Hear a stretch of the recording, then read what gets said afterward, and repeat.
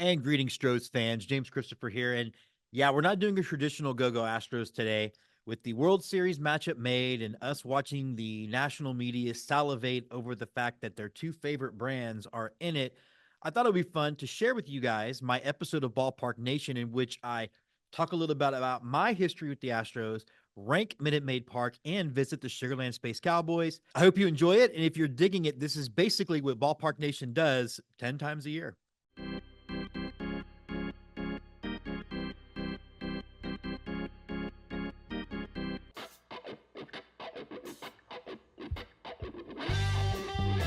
The Diamond, the place where legends are born, where hitters drop 400-foot bombs, where pitchers throw heat. The home of peaches, yard goats, trash pandas, and sod poodles. This is Ballpark Nation, your home for baseball from sea to shining sea. Now your host, the guy who could never crack his high school starting lineup, Jim Christopher. And welcome back to Ballpark Nation, everybody. I will be your captain on this episode as we follow two teams who cannot be constrained by the earthly bonds of gravity.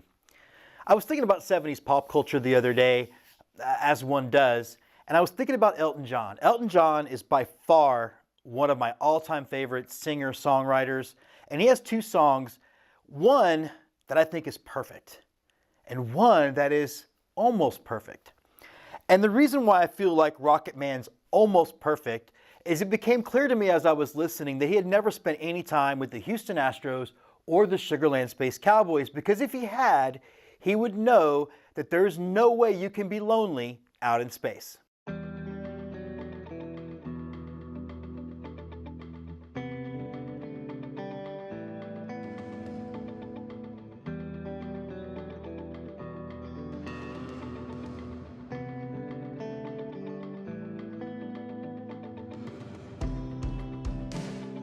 I remember being a student at the University of Texas, and I had a professor that said something at the beginning of a semester that really stuck with me. He said, you have to remember that when you're studying something like history, that the person that's teaching the class, their point of view matters. Because in some ways, while the what happened is pretty concrete, the why can be open to interpretation. And so he would talk about being a Yankee liberal from Wisconsin. So how he viewed history would be different than those of us who grew up in Texas.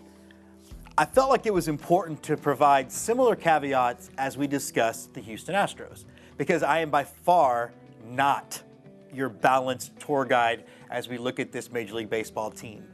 They are my first love since I'm 10 years old, and probably my first heartache since also 10 years old. It's weird, I actually don't know if they were my first love or was it Star Wars, but I'm pretty sure it was the Astros. Either way, it wasn't about being on Earth. Huh. Anyway, that's a whole other thing for my therapist to work out. I have loved this team through thick and thin for going on 40 years now.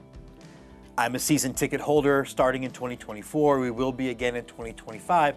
So it's hard for me to look at anything that deals with the Astros or Minute Maid Park without some degree of emotional involvement.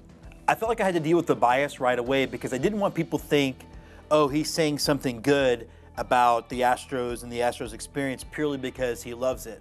Or he's saying something bad because he doesn't want people to think he's saying something purely because he loves it.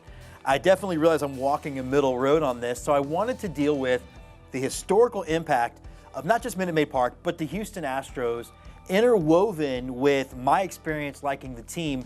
But I want to focus on the history first because I think there's a perception that since the Astros have never really been under the national media spotlight until starting about 10 years ago, that there was no history before that 10 years. Now, people growing up in Houston know that it's a long and rich history of some really good baseball, but the nature of media at the time and the nature of the economic interest in the sport, you might not know that if you're living in Milwaukee. And guess what, Milwaukee? I don't know a lot about yours, which is part of the reason for the show. So the Astros were born in 1962 as the Houston Colt 45s. Prior to that, there was a long, rich history of minor league baseball in Houston, teams like the Houston Buffs, players like Dizzy Dean. In fact, when the Colt 45s came to life in '62, the baseball history in Houston was almost 100 years old already. There's been a lot of baseball. The Houston Colt 45s played at Colt Stadium, an outdoor stadium in Houston, Texas, until 1965 when they moved into the eighth wonder of the world, the Houston Astrodome, the world's first indoor air-conditioned sports facility.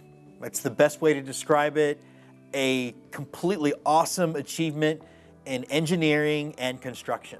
When they moved into the new stadium, they had to change their name from the Houston Colt 45s. Now, with 2024 eyes, we think, well, yeah, you can't have a gun on your jersey. You can't do that. And maybe in 2024, that's correct. In 1965, however, this had everything to do with not getting the rights from Colt Firearms and even less to do with our perceptions of gun safety or not. Sorry, but it really was something as simple as trademark violation. Now, in the early and mid 60s, there was a lot of energy in Houston around the space program. And in fact, when Alan Shepard first walked on the moon, the first word ever uttered was Houston. So because the space thing was so big in Houston, that became the inspiration for the new moniker for the baseball team, the Astros, short for astronauts. Now, just like at the Johnson Space Center, the Houston Astros were pushing limits of engineering and design, especially when it came to the Astros uniform history. It's always been dynamic and a little bit crazy and a little bit ahead of everybody else. So first they had the really cool zip-up jerseys, but they really made a name for themselves with the jerseys that we call the Tequila Sunrise, which have the gradients of orange and red on the torso to symbolize the look of the rocket taking off and the blast. I don't know what you would call that. The red stuff. The backblast area is what we would call it in the Army, and I know that's wrong. So the jerseys were iconic. They were made out of a different material, and they were one of those teams at the time, like the Oakland A's, that really changed what a baseball team could look like on the field. And it was in these rainbow jerseys that a young scrapper named me first became a fan. I was an Astros buddy at a young age, and my grandfather went all the time, and I was the only grandson who would go with him. So I probably was going to 30 or 40 Astros games a year. My childhood memory could be off, it could be way more, it could be way less. There are two moments in Astros history that define men of a certain age. I'm that age. The 1980 loss to the Phillies, I don't remember that, I was 4 years old. But 1986 against the Mets, I'm 10. I remember everything that was painful and sad about that series. And that was my first brush with what would become a defining feature of the Astros for the next 20 years, and that would become regular season success followed by playoff failure. In the 80s, you started to see the uniforms change again. This time, you saw the rainbow on the torso move up to the shoulders. It was also during this era when you saw two bright shining stars, see what I did there? In the form of Craig Biggio and Jeff Bagwell making their way up to the big club. Biggio, drafted by the Astros, and Jeff Bagwell acquired from the Red Sox organization for one of the most one-sided trades in baseball history. Actually, the Astros have a lot of those one-sided trades in baseball history, and luckily they kind of went our way. In the 90s, we saw another drastic uniform change when the Astros went to a really futuristic navy blue and gold look with the open gold shooting star. I loved this uniform from the beginning. I'm glad that so many Astros fans have come around on it because to me, it really is iconic and it keeps in the theme of the Astros without using the color orange. I actually think the uniform would have been much more successful if it had been a metallic orange star and not a gold one, but we can't relitigate that stuff. You're also starting to see some really good Astros teams in the 90s, teams that are winning their division, going to the playoffs, but coming up short. My personal history with the team is a little different now because I'm in the Army at this point. And I'll never forget leaving Bosnia in 1998, I think.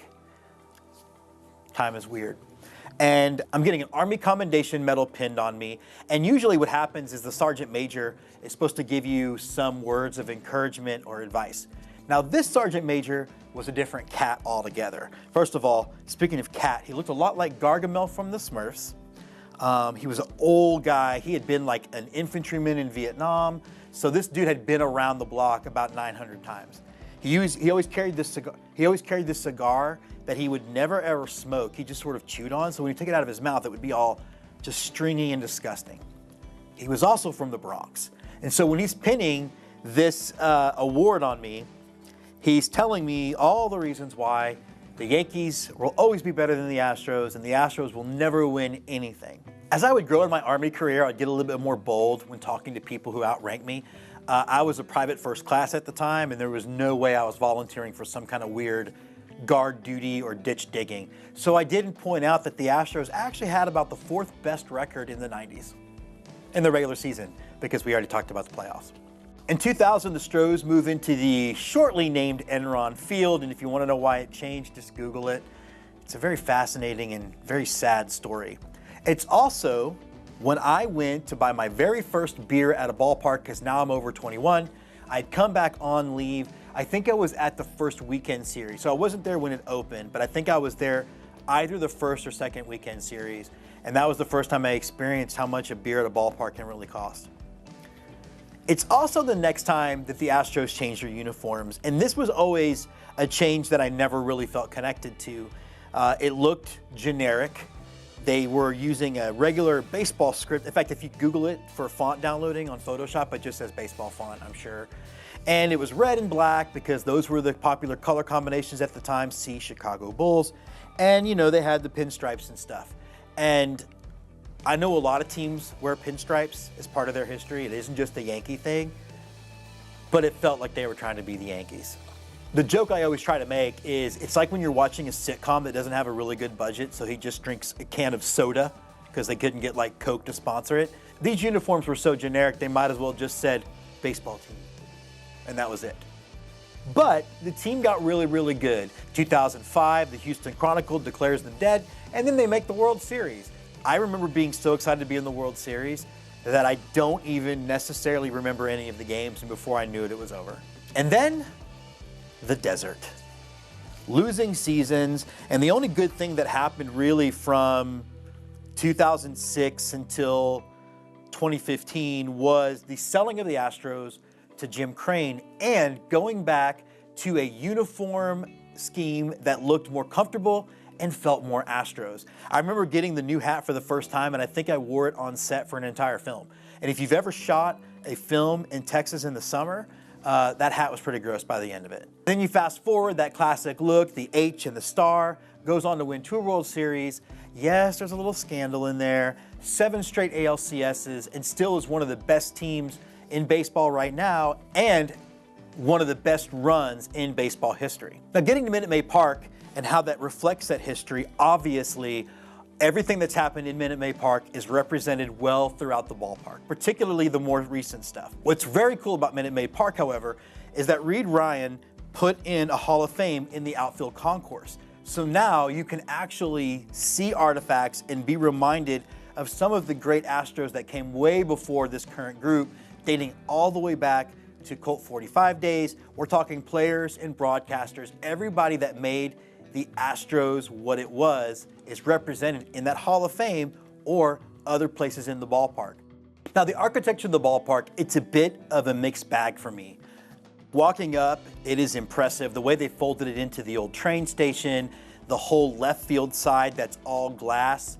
I just don't love the color of the roof, and then it gets really dirty. But I'm not an engineer, but it seems like the way they did the roof, where it folds onto itself so it takes up really no extra space. I mean, this thing's set right in the middle of downtown Houston. It's got to be one of the most impressive things that I've ever seen in regards to how to maximize what little space you might actually have. They did a really good job in the concourse of leaving it flexible enough to change the way we as fans watch games. We're not the fans that sit in your seat the whole time and just stare straight ahead. So they have little pop-up bars and tables where you can stand and hang out. They've got a lot of different variations of club seating and different places that you can get different vantage points for the game, all based on what you're economically comfortable with. We talk about scoreboards a lot on this show, in part because in many ways that is the center of your game day experience, which we'll get to in a second. I'll be honest, as much as Astros fans love El Gigante, and I've seen it get damaged by Yordan Alvarez, I was there. At the end of the day, the scoreboard is very middle of the road in size, and even less impressive is its usage. We've talked about how other ballparks are now putting up advanced stats, and they're using OPS, and they're putting up launch angle and exit velocity, plus like fun facts about the ball player. They even have the walk-up song listed. It's a pretty basic scoreboard layout, which to me is a little annoying because to me that just seems all software and not necessarily hardware that you could use to make those changes. So I really would like to see Houston use its scoreboard more effectively, just like some teams like the Mets and the White Sox and the Twins use it. Those are some of the teams that we've already covered on this show that I think did a great job of using their scoreboard. The game day experience is really, really cool, in part because the crowd's really into it. The team has been really good. The roof closed, it gets loud. It's clear we're becoming a more baseball-educated city for some of my more casual fans. Outside of doing the wave, they seem to know how to respond to the right parts of the game. And again, players have said that it is a loud, intimidating place to be. If I did have a couple of knocks on the game day experience, the between-inning entertainment is all pretty basic. I've always thought that Major League Baseball teams should take a page from their minor league affiliates as far as what you can do between innings. I think the only real on-field thing the Astros have is the stealing the base thing in the outfield. Good touch, they always let the kid win. We have the shooting stars, and they're awesome, but Orbit's a pretty unavailable mascot. He pretty much is on the field or in the suites, in the boxes, that's it. Not really moving around the rest of the ballpark like some of the other Major League Baseball mascots do. And there's really not a whole lot for kids. And that might seem like something my grandfather would not care about or really be annoyed at me for caring about, but we have to remember a couple of things. First of all, baseball teams are competing in attendance with theme parks, movie theaters, or, staying home. And it's expensive to get in a Major League Baseball stadium. It's expensive to eat, even though the Astros do a great job of letting you bring in food and drinks. All you have to do is check their website to find out what you can bring. But really good parks have a lot of fun stuff that kids can do. Parents can get a bit of a break. In Philadelphia, they have the wiffle ball and the rock climbing. The Mets have the wiffle ball area. The Astros really need to rethink how they design the game day experience, particularly when it comes to families. There's a lot of great food with a wide variety. You have a lot of local beer, including a really big St. Arnold's brewery area. You have a lot of bars for your liquor needs. So for the kids above 21, there's definitely plenty to do. So for Minute Maid Park, I would give it a 4.3 out of 5, and it definitely belongs on Jim's must-visit list. And if you do go, I want you to look out for two things. One, most of our fans are super friendly. They want visiting fans to have a good time. So if you're looking for something cool to do, just ask them. And remember that it's Houston. So outside of the ballpark, there is anything to eat and drink that you can think of. And I highly recommend Bungalow. It is my favorite place to eat in downtown Houston.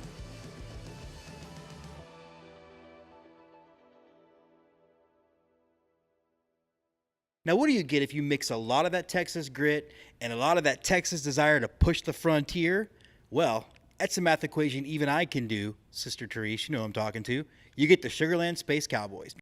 Nope, not singing the song. Because I can't sing and I want this show to be taken seriously, and that song is not exactly family friendly, and I want this to be a show everyone can watch. And no, I'm not doing a Clint Eastwood impression because, again, I want this show to be taken seriously. For the first time in my life, I want to do something that's serious and that's important, and I'm not an actor, and as I learned from a Clint Eastwood movie, sometimes a man's got to know his limitations.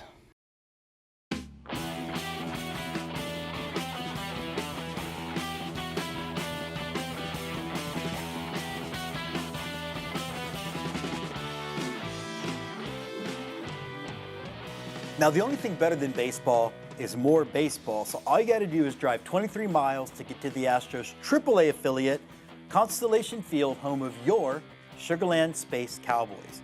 Now, the Space Cowboys have an interesting, winding road of a history that got them to be the AAA affiliate for the Astros. They began as the Sugarland Skeeters, an independent team in the Atlantic League. That's right, a team off the Gulf Coast was playing in the Atlantic League. What is this, college football? The Skeeters set up shop with an excellent logo and branding, and they built a beautiful ballpark, and compete they did in the Atlantic League, winning the league a couple of times. Perhaps one of my favorite parts of their history is 2020, When they realized that baseball wasn't going to be able to happen, they made it work for fans of the game by creating the Constellation Baseball League that featured the Skeeters, the Rally Sloths, and a team that referenced a really popular Netflix show that I don't want to mention the name for fear of a lawsuit. Now later in 2020, when minor league baseball got reorganized and Major League Baseball took a more active role, they really wanted to make sure that all the minor league affiliates were more settled for longer periods of time and, when possible, in closer proximity. At that period in their history, the Houston AAA team had been in Round Rock, which is great, near Austin, and Fresno, California. So through all that decision making, it was decided that the Sugarland team would be acquired by the Astros and become the Sugarland Space Cowboys. Now, when it was announced that there would be a brand change, there were actually a lot of people that were really worried because the Skeeters had built up that big of a following. We had the new name leaked to us on the show a little bit early, and part of me was worried because 4 words, Sugarland Space Cowboys, I didn't know how it would roll off the tongue. When the branding was announced, chef's kiss. It was like the Big Lebowski's rug. It just tied everything together. It is a brand that is fun and really plays up the whole history of space in Texas, but obviously the cowboy thing. But it's also designed in a way that it plays very classy. It's also very cutting edge, which falls into the tradition of the Astros uniforms. For example, just like the Astros, they have the jersey with the color going up and down. But the Space Cowboys, they're using a gradient from one color to the other as opposed to defined lines. It just seems like one little step in a direction that added a little bit of oomph. I also really love the word mark, and I love how on all the lettering you can see the stars.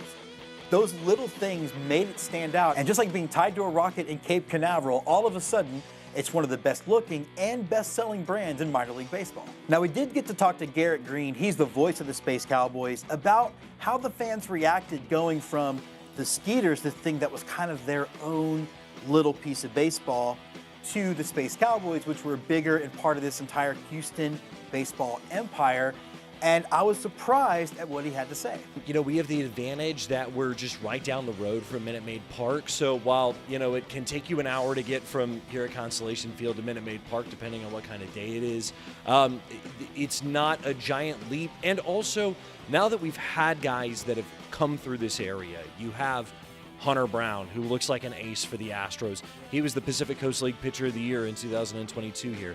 Jeremy Pena played here in 2021. You know, he's obviously Gold Glove winner, ALCS, and World Series MVP. Impact guys like Joey Loperfido is up with the team this year. Spencer Arrighetti. You know, these guys have come through here, and I think that people are starting to understand that you don't have to say, like, oh, who's this guy that's coming up from, you know, Fresno or Iowa or wherever. It's like, no, they're right here in your backyard. And obviously, I think it was a combination of two things to try and get everybody to understand the shift, which was one, physically going from independent leagues to AAA, and the other then was the rebrand going from the Sugarland Skeeters to the Space Cowboys brand. In the first couple of years, I think it was a little difficult because people would still say Skeeters and things like that. But now that we've had a couple of seasons, I think that, and especially because we have just a fantastic marketing team, an entirely great front office that's here that does a great job with branding and messaging, I think that that's made that transition in just a couple of years' time to where people understand a little bit better what exactly it is that we do here now compared to the very good operation that was run here, you know, in years previous whenever they were in the independent leagues.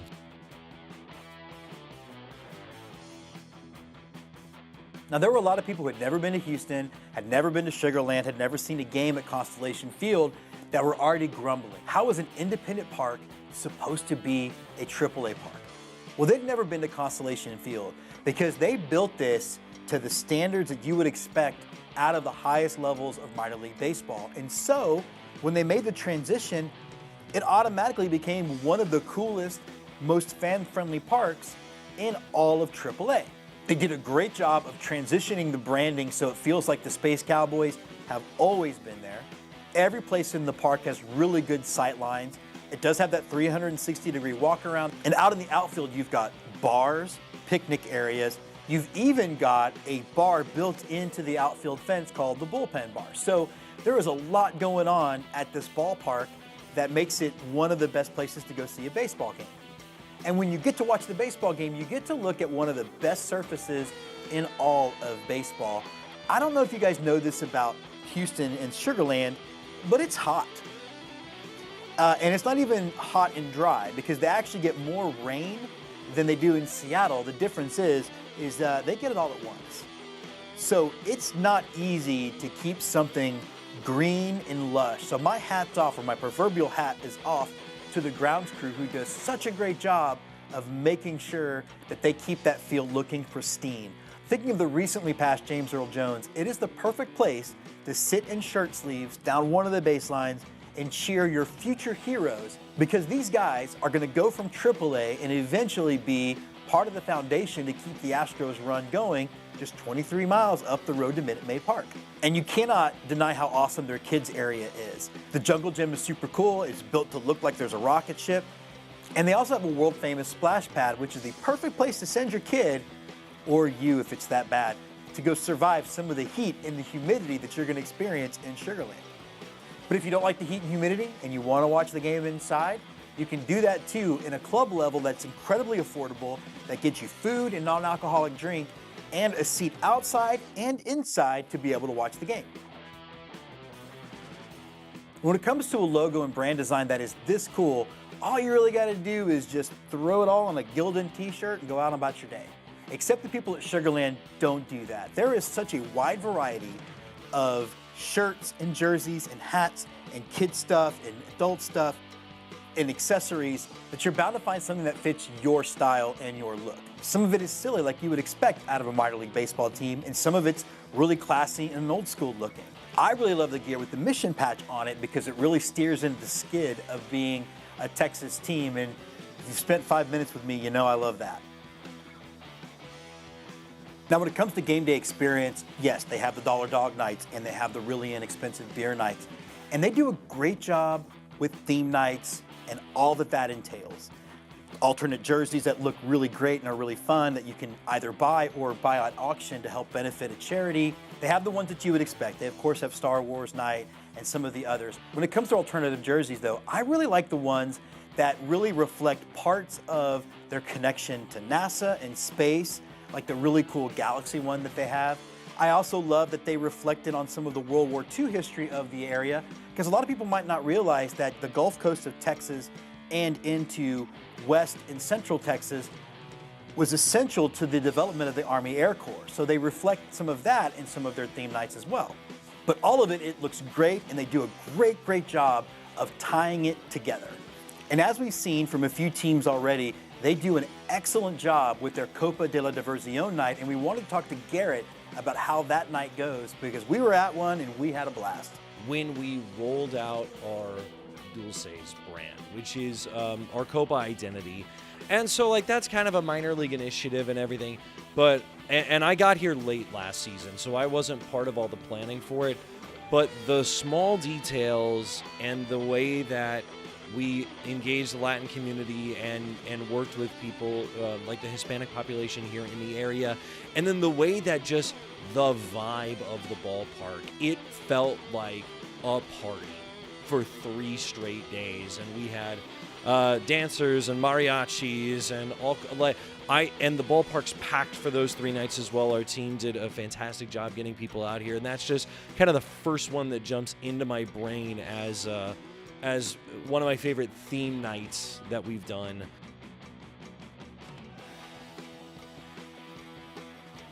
So one thing about Texans, y'all, we love being Texans. We love our flag, and we love the shape of our state. So when you walk and you get your first view of Constellation Field's playing surface, you can't help but be drawn to the scoreboard, which is shaped like the state of Texas. It's awesome. So all in all, we're going to give Constellation Field, home of the Sugar Land Space Cowboys, a 4.5 out of 5, and it definitely belongs on Jim's must-visit list.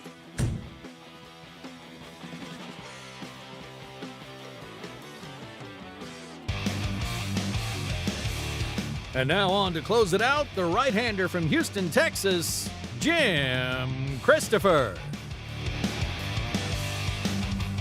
So that's it for us from Constellation Field. I want to start by thanking Tyler Stamm, GM of your Sugar Land Space Cowboys, for showing us a great time.